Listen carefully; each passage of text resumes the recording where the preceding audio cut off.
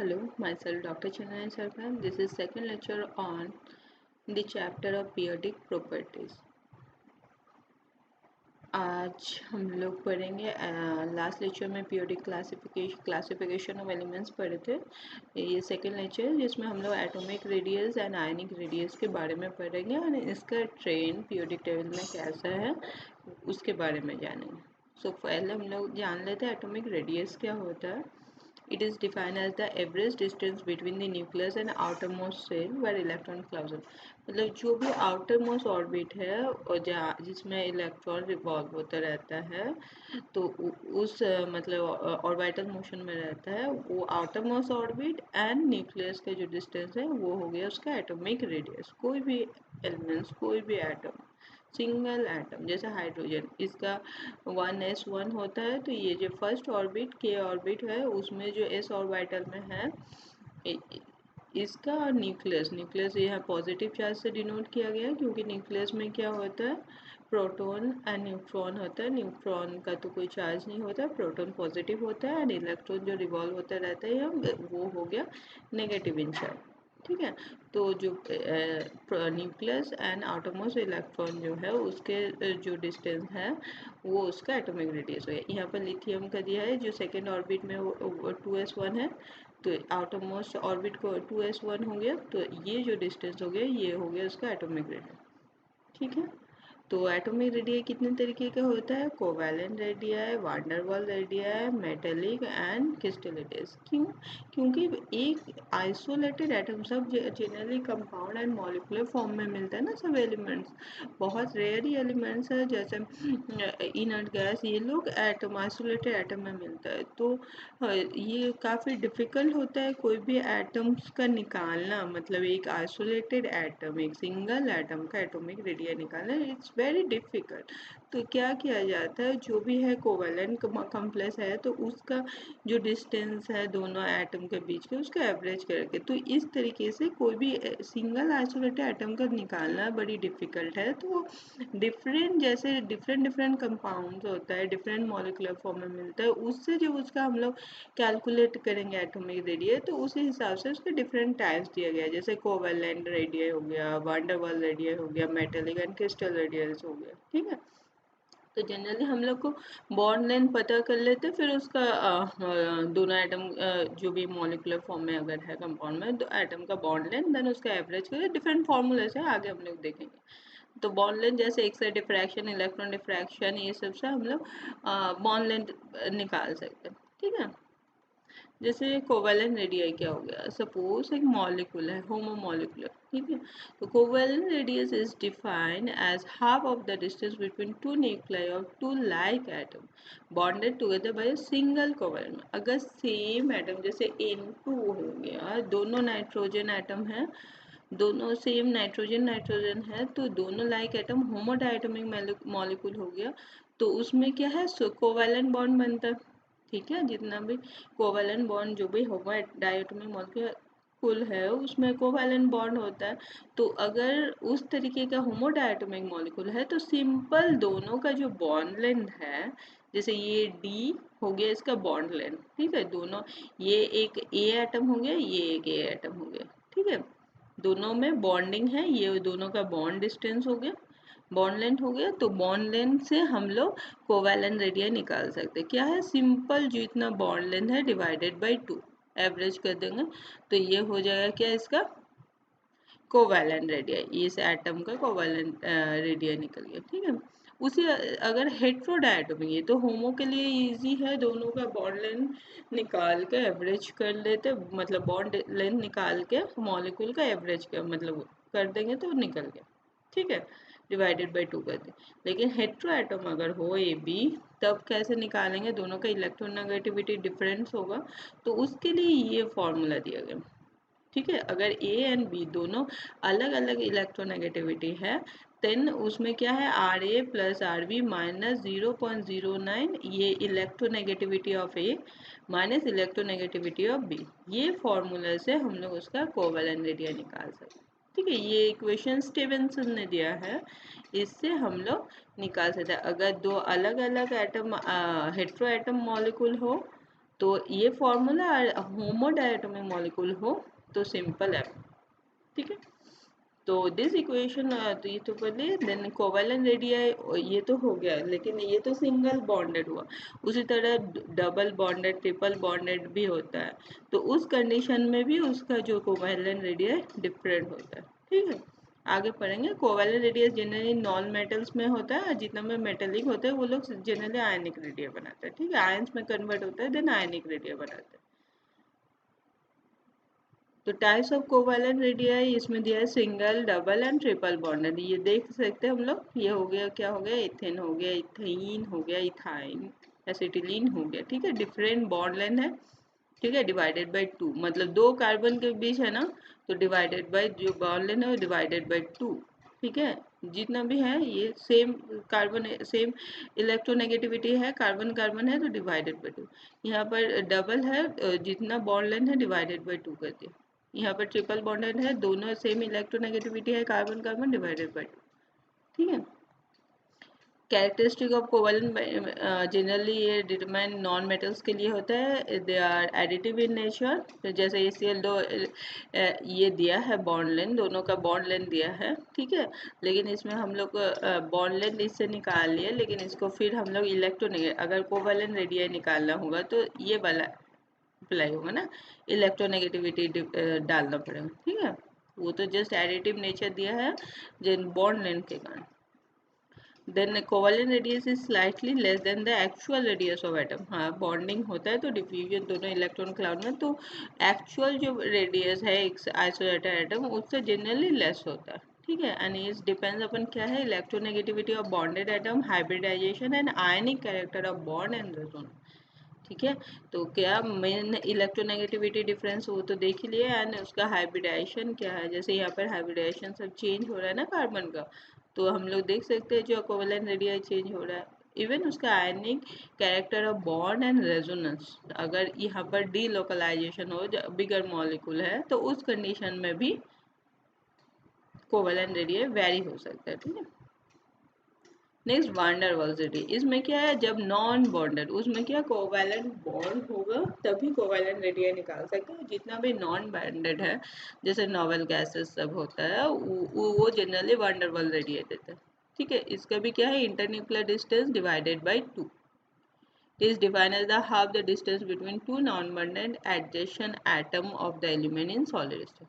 Non bonded है d divided by 2, ये हो गया इसका van der Waals radius. novel gases don't form chemical bond, therefore they have van der Waals radius, ये जो दिया है, ठीक है। पिकोमीटर, pm क्या हो गया, इसका यूनिट हो गया पिकोमीटर, ठीक है। देन क्या है, van der Waals radius in the non bonded, suppose इस तरीके का मॉलिक्यूल है, ठीक है। जैसे N2 में क्या है, कोवेलेंट भी है एंड बहुत सारा N2 गैस है, तो मतलब क्या दोनों N2 मॉलिक्यूल के बीच van der Waals रेडियस भी होगा।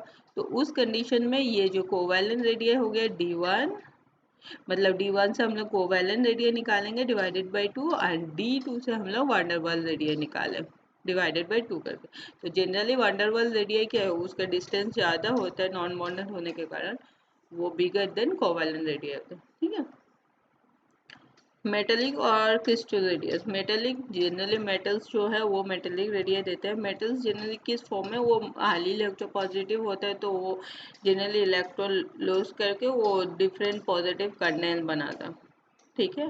तो जब वो पॉजिटिव पॉजिटिव, सपोज कॉपर का सॉलिड है, तो कॉपर दोनों मेटल आयन के बीच का जो डिस्टेंस हुआ डिवाइडेड बाई 2 करेंगे तो वो मेटेलिक बॉन्ड। तो ये जनरली कोवेलेंट रेडियस हो गया, नॉन मेटल्स देते हैं। मेटेलिक रेडियस आपका जितना मेटल्स है वो देगा, and van der Waals radius है नॉन बॉन्डेड, जितना भी इनर्ट गैस ये सब, वो सब नॉन बॉन्डेड जो भी है वो सब van der Waals रेडियस है, ठीक है। Metallic radius is measured by metals only. Bonds are weaker than covalent bond. Weaker होता है, मेटेलिक रेडिया या लॉन्गर, जो जितना स्ट्रॉन्गर बॉन्ड होगा तो डिस्टेंस कम होगा और उसका रेडिया स्मॉल होगा, और जो जितना वीकर बॉन्ड होगा डिस्टेंस ज़्यादा होगा एंड उसका रेडिया भी ज़्यादा होगा, डिस्टेंस ज़्यादा होगा तो वीकर होगा और उसका जो रेडियाई ज़्यादा होगा। इसलिए ऑर्डर दिया है वान डेर वाल्स रेडियाई का सबसे ज़्यादा है, देन मेटेलिक, और सबसे कम रेडियाई जो भी होगा वो कोवेलेंट रेडियाई का होगा। ठीक है। Variation of atomic radii in periodic table in group. ठीक है। और टॉप टू बॉटम अगर देखेंगे तो एटॉमिक रेडियाई क्या होगा, इंक्रीज होगा। क्यों?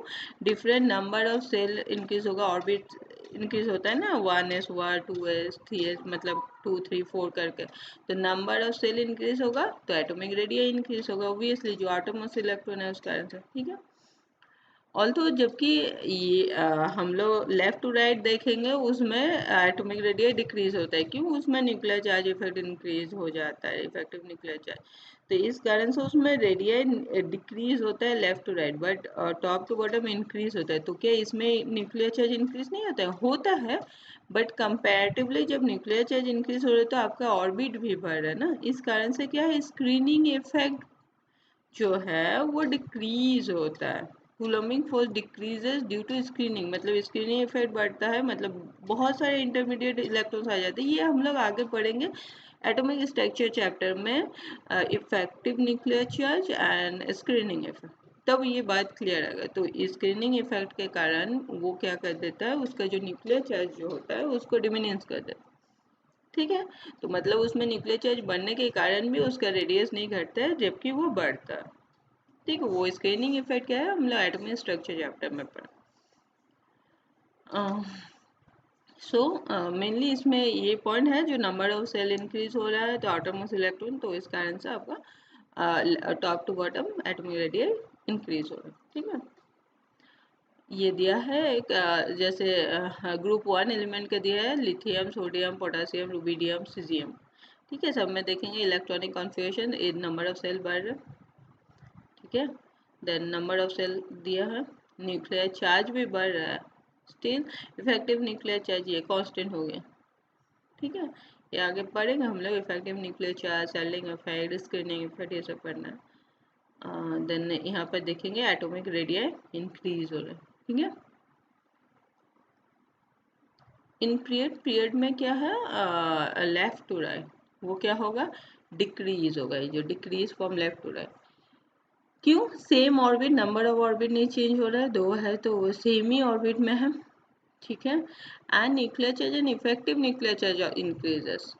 ठीक है। Nuclear charge and effective nuclear charge जो है वो ऑर्बिट, मतलब आपका इलेक्ट्रॉन ऐड हो रहा है, नंबर ऑफ इलेक्ट्रॉन इंक्रीज हो रहा है, लेकिन वो ऑर्बिट जो सेल है, आउटर सेल तो कांस्टेंट है, और आपका प्रोटॉन भी ऐड हो रहा है। इलेक्ट्रॉन ऐड हो रहा है, एटॉमिक नंबर जब बढ़ रहा है तो प्रोटॉन भी ऐड हो रहा है।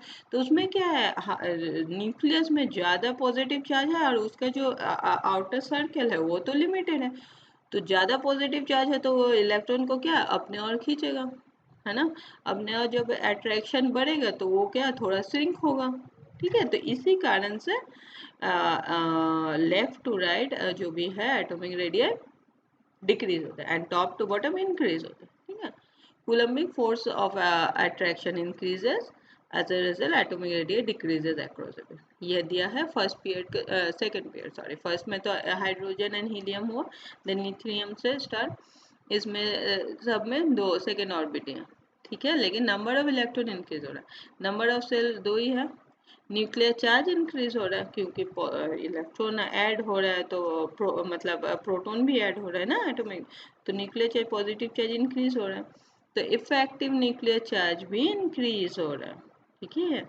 सो इस कारण से क्या है, ये लेफ्ट टू राइट डिक्रीज हो रहा है, लेकिन ये इनर्ट हो गया ना, इनर्ट गैस, ये हम लोग पढ़ेंगे, इसमें देखेंगे फिर बढ़ गया up to alkali metal to halogen, हम लोग देख रहे हैं डिक्रीजिंग ट्रेंड है, बट इसमें फिर बढ़ गया।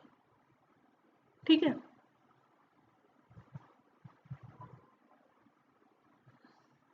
नेक्स्ट है आयनिक रेडियम।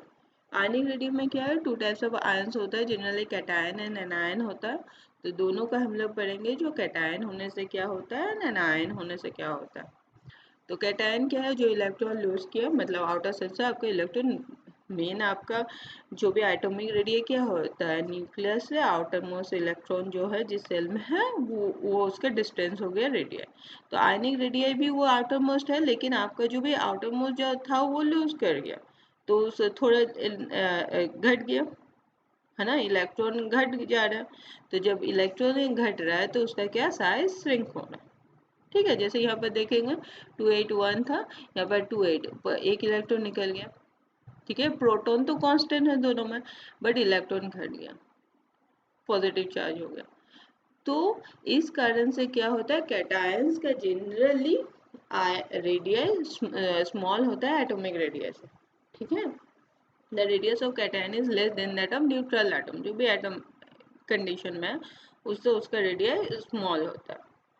क्यों? क्योंकि इफेक्टिव न्यूक्लियर चार्ज पर इलेक्ट्रॉन इंक्रीज, क्योंकि प्रोटॉन तो ज़्यादा है, इलेक्ट्रॉन घट गया, तो और इफेक्टिव न्यूक्लियर चार्ज इंक्रीज हो गया और ज़्यादा सिंगेस। ठीक है, number of electron decreases and number of, कभी कभी क्या होता है जैसे आउटरमोस्ट 3s1 है, तो वो आउटरमोस्ट इलेक्ट्रॉन निकल गया, S1 निकल गया, तो 2p में आ गया, सेकेंड ऑर्बिट में आ गया ना, फिर जो भी सबसे आउटरमोस्ट है। तो कभी कभी सेल भी डिक्रीज होता है, तो ऑब्वियसली वो साइज घट जाएगा। Nuclear force of attraction increases, hence the electron cloud come close to the nucleus. ठीक है, तो प्रोटॉन का नंबर ऑफ प्रोटॉन ज़्यादा है तो इंक्रीज हो गई है ना। तो ये सबसे इजी है जब हम लोग प्रोटॉन बाय इलेक्ट्रॉन का रेशियो दे दें, जिसमें प्रोटॉन बाय इलेक्ट्रॉन का रेशियो जितना कम है उसका साइज उतना कम है, सिंपल। आगे हम लोग कुछ एग्जाम्पल देखेंगे। यहाँ पर देख रहे हैं, यहाँ प्रोटॉन बाय न्यूट्रॉन 1 है, यहाँ क्या है 1.1, तो 1 स्मॉल हुआ तो इसका साइज स्मॉल ज़्यादा होगा। जिसका प्रोटॉन बाय इलेक्ट्रॉन का रेशियो कम है उसका साइज ज़्यादा होगा, जिसका ज़्यादा है मतलब प्रोटॉन का संख्या ज़्यादा हो रहा है ना, ज़्यादा है तो उसका साइज स्मॉल होगा। ठीक है, ऑपोजिट ऑर्डर मतलब रिवर्स ऑर्डर में होगा। ठीक है, यहाँ पर देखेंगे जो सोडियम है ना, इसका इतना 156 पी, इसका 45। ठीक है, ऑलवेज पॉजिटिव कैटायन का साइज छोटा होता है।